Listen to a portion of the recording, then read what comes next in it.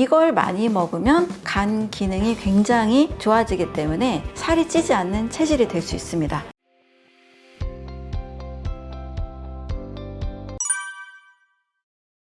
이제 굶는 다이어트는 100% 요요 현상을 가져오게 됩니다. 그래서 굶는 다이어트는 사실 굉장히 똑똑한 다이어트가 아니거든요. 어쩔 수 없는 기아 상태에서 살이 빠지는 건 당연한 거죠. 몸에서 사용할 이제 에너지로 만들 음식이 없기 때문에 이제 몸에 남아있는 잉여, 지방이나 또 근육을 분해해서라도 우리 사람은 에너지를 만들려고 하는 생명작용이 있습니다. 그래서 굶으면 당연히 살이 빠지죠. 하지만 몸은 기아 상태를 경험하면 다음에 음식이 들어오면 어떻게 해서든 내가 기아를 경험하지 않고 잘 저장해야 되겠구나 라는 기전으로 바뀌어버립니다. 그래서 다음에 저칼로리 식단 또 굶는 다이어트를 하게 되면 이제 끝나고 나서가 문제인 거죠. 끝나고 나서 언제까지 그렇게 먹을 수는 없는 거잖아요. 이제 정상적인 밥을 먹거나 일반적인 식사를 했을 때 일단 몸이 저장하려는 시스템으로 바뀌게 됩니다. 그래서 이제 체지방이 더 쌓일 수 있게 되고 또 몸매가 또 다시 예전으로 또 살이 찌게 되는 예전으로 돌아가게 되는 굉장히 슬픈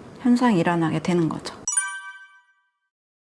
사실 제가 먹을 걸 다 먹으면서도 체중의 변화가 크게 이제 없는 상태에 정말 자유로운 다이어트를 끝낸 이런 삶을 살고 있는데 주변에 이제 사람들이 보면 절대 적게 먹지 않거든요. 뭐 이것저것 크게 막 가리는 음식도 사실은 많이 없습니다. 단 제가 가려야 되는 음식은 살아있는 음식, 자연의 음식과 또 가공된 음식을 저는 그래도 많이 구분하려고 하는 편입니다. 살아있는 음식 중에서도 이걸 많이 먹으면 간 기능이 굉장히 좋아지기 때문에 살이 찌지 않는 체질이 될 수 있습니다. 그래서 평생 살찌지 않는 체질의 비밀이라고 한다면 이 음식인데요. 제가 강조하는 이 음식은 바로 과일입니다. 과일은 우리가 인체가 필요로 하는 에너지원이 되면서도 비만의 상태를 제가 영양결핍, 영양실조라고 했는데 그 영양결핍을 채워줄 수 있는 비타민, 미네랄, 식이섬유가 아주 풍부한 상태로 효소까지 같이 우리에게 공급을 해줍니다. 저는 총 9대 영양소라고 말씀을 드리는데요. 탄수화물, 단백질, 지방, 비타민, 미네랄, 식이섬유 여기까지는 우리 세계보건기구의 6대 영양소죠. 여기에다가 플러스 살아있는 생명체만이 가지고 있는 효소 그리고 면역세포나 또 암 예방에 크게 도움이 된다고 하는 식물 영양소 파이토케미컬이라고 하죠. 항산화 영양소 이런 것까지도 과일에 있고 또 너무 중요한 인체의 70%를 차지하고 있는 수분 그래서 과일은 90%가 수분으로 채워져 있습니다. 이렇게 9가지 영양소가 골고루 들어있는 음식은 뭐 밥도 아니고 빵도 아니고 우유도 아니고 고기도 아닌 바로 과일입니다. 이 과일을 충분히 먹게 되면 쉽게 살이 찔 수 있는 탄수화물 음식이나 우리가 과식하기 쉬운 가공식품, 뭐 빵이나 과자나 케이크나 고기 같은 음식들을 굉장히 적게 먹을 수 있습니다. 그래서 이 음식이 주는 포만감이 크고 만족감이 크기 때문에 다른 음식에 먹긴 먹되 적게 먹어도 다 먹으면서도 만족할 수 있는 몸이 되는 거죠. 그래서 가장 첫 번째 중요한 것이 저는 얼마나 하루에 과일을 많이 먹느냐 이것이 바로 다이어트 마음껏 자유롭게 먹을 수 있는 자유로운 다이어트의 관건이라고 할 수 있겠습니다.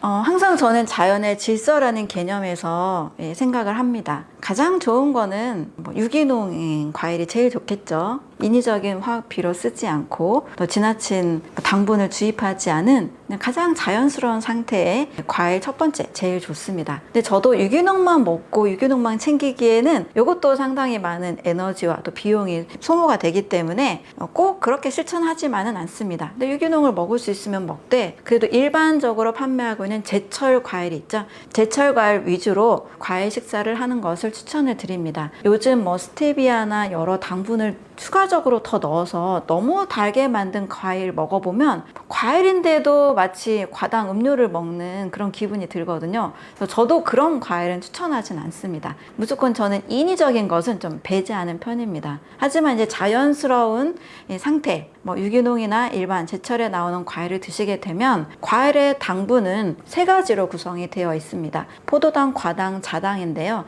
여기서 포도당의 비율은 우리가 주식으로 먹는 쌀밥보다도 훨씬 더 적습니다. 그리고 과당과 자당은 간에서 바로 에너지로 쓰기 때문에 인슐린이라는 호르몬도 필요가 없고 바로 에너지가 되는 과정이 매우 빨라서 소화작용도 필요가 없습니다. 그래서 과일은 인체에 아주 적합한 식사가 될 수 있고 또 아침에 먹으면 굉장히 이로운 간 건강에 도움이 되는 성분들로 인해서 크게 다이어트나 또 피로 회복에도 굉장히 도움이 많이 됩니다. 당뇨가 있으신 분들에게 저는 과일을 되게 적극적으로 권하는 편이에요. 왜냐하면 우리가 굉장히 달콤하다고 하는 포도의 포도당 지수가 46밖에 되지 않습니다.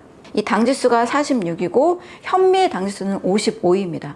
포도가 단데도 불구하고 당지수 자체는 굉장히 낮습니다. 또 당 부하 지수라고 해서 먹는 양에 따른 당을 또 조사한 지수가 있는데요. 이것도 역시 현미보다도 낮습니다. 우리 당뇨 환자들 주식으로도 현미 드시잖아요. 그런데 과일은 현미보다도 대부분 다 낮고 또 그 안에 수분과 식이섬유가 같이 있기 때문에 혈당을 빠르게 상승시키거나 인슐린을 자극하지 않습니다. 그래서 과일이 밥보다 더 안전하다. 따라서 당뇨 있는 분들도 과일을 드시는 것을 추천을 드립니다. 또 그 안에 있는 비타민과 미네랄이 췌장의 이 기능이 당뇨 환자들이 약해져 있는 상태잖아요. 췌장 건강에 크게 도움을 주기 때문에 당뇨가 개선되는 사례들을 저는 너무나 많이 봐왔습니다.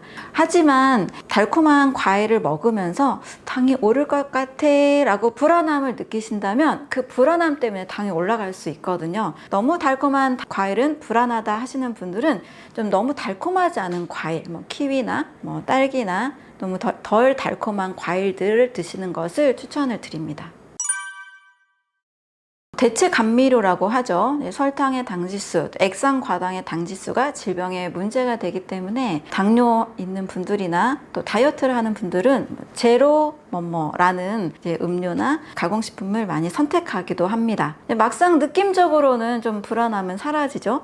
당류 10g, 15g, 20g 이렇게 많은 과당이 함유된 음료보다 제로 하면 굉장히 마음은 편합니다. 하지만 최근에 세계보건기구에서도 결과가 다시 한번 나오게 됐는데요. 대체 감미료를 또 지속적으로 먹게 되면 한순간에 혈당 상승은 유발하지 않지만 이 뇌에 이 첨가물이 뇌의 시상하부를 지속적으로 자극한다라는 연구 결과가 나왔습니다. 뇌의 시상하부에는요, 식욕 억제하는 중추와 식욕 촉진하는 중추가 있고 각각 렙틴과 그렐린이라는 식욕 억제 호르몬과 또 식욕 촉진 호르몬이 나오게 되는데요. 이 뇌의 시상하부의 이 첨가물 때문에 계속 이 시상하부가 자극을 받아서 식욕 억제에 또 문제를 일으킨다라는 결과로 이어지게 되는 거죠. 당류가 없어서 먹었는데 결과적으로는 이 식욕 억제가 안 되는 결론에 다다른다면 결코 건강에는 도움이 되지 않겠죠. 따라서 비만에 절대 도움이 되지 않는 식품들이기 때문에 일단은 자연의 질서라는 기준에서 본다면 또 맞지 않는 선택이 되겠습니다.